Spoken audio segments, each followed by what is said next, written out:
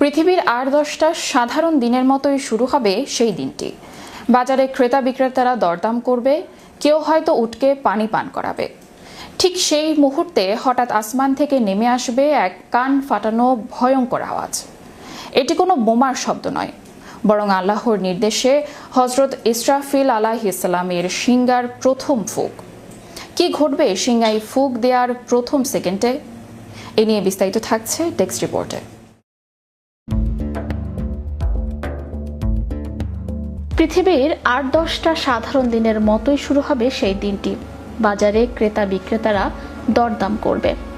ঠিক সেই মুহূর্তে হঠাৎ আসমান থেকে নেমে আসবে এক কান ফাটানো ভয়ঙ্কর আওয়াজ।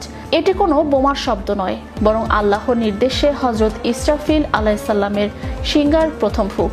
কি ঘটবে শিঙ্গায় ফুঁক দেওয়ার প্রথম সেকেন্ডে? এই আওয়াজের তীব্রতায় গর্ভবতী মায়েরা আতঙ্কে সন্তান খালাস করে ফেলবে। মানুষ নেশাগ্রস্তের মতো দিক বিদিক ছুটতে থাকবে। মুহূর্তের মধ্যেই পাহাড়গুলো ধ্বনিত তুলার মতো আকাশে উঠবে। সমুদ্রের পানি শুকিয়ে সেখানে দাউ দাউ করে আগুন জ্বলে উঠবে। আমাদের চেনা নীল আকাশ ফেটে গিয়ে গলিত তামার মতো লাল বর্ণ ধারণ করবে। প্রথম ফুঁকের পর পৃথিবী, সূর্য, নক্ষত্র সবকিছু ধ্বংস হয়ে যাবে। মৃত্যু হবে জিব্রাইল, মিকাইল ও আজরাইল আলাইহিস সালাম সহ সকল ফেরেশতার। পুরো মহাবিশ্বে নেমে আসবে এক নিরেট নীরবতা। তখন আল্লাহ তাআলা এই ধ্বংসপ্রাপ্ত পৃথিবীকে মুষ্টিবদ্ধ করে গর্জন দিয়ে বলবেন, লিমানিল মুলকুল ইয়াউম, অর্থাৎ আজ রাজত্ব কার? কোথাও থেকে কোনো উত্তর আসবে না। তখন আল্লাহ নিজেই উত্তর দেবেন, লিল্লাহিল ওয়াহিদিল কাহার, অর্থাৎ আজ রাজত্ব একমাত্র পরাক্রমশালী আল্লাহ।